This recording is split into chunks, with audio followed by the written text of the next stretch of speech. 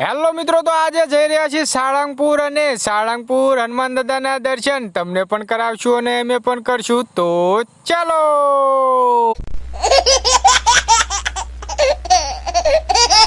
તો મિત્રો ગાડી અમારી ઉપડી જાય છે ને ફૂલ મોજમાં. ઓ અચ્છા. તો મિત્રો પહોંચી ગયા છીએ સાળંગપુર. તમે જોઈ શકો છો સાળંગપુરનો ગેટ આવી ગયો.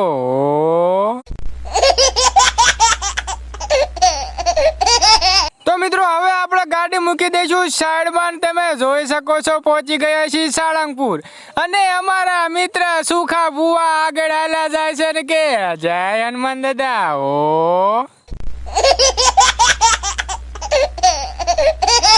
તો મિત્રો જોઈ શકો છો આ છે હનુમાન દાદાનું મંદિર અને આપણે પણ દર્શન કરશું અને તમને પણ કરાવશું. ઓ અભી મજા આયેગા ના ભીડો.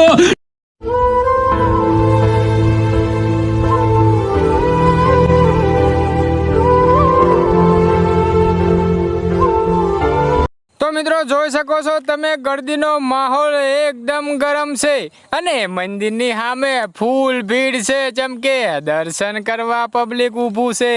ઓ અચ્છા. તો મિત્રો આવી ગયા છીએ મંદિરની અંદર ને ફૂલ ભીડમાં આપણે જોડાઈ ગયા. ઓ અચ્છા. અને એટલી ગર્દી ના પૂછો, એટલી ગર્દી લે.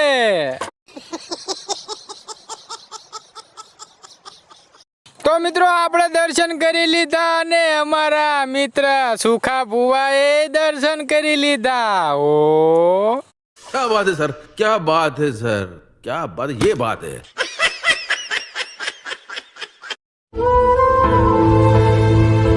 તો મિત્રો હવે જઈ રહ્યા છીએ પ્રસાદ લેવા. જેમ કે પ્રસાદ નો ટાઈમ ચાલુ થઈ ગયો છે.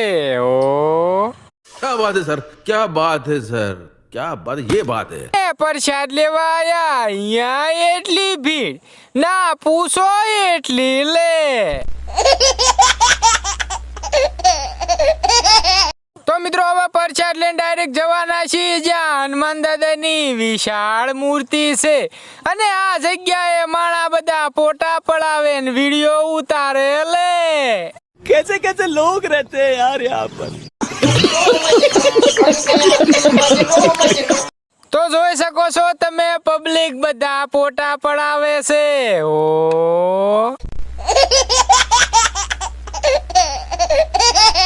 પછી તો મેં કીધું મારા મિત્રને કે મારો થોડોક વિડીયો ઉતારો. ઓ અચ્છા.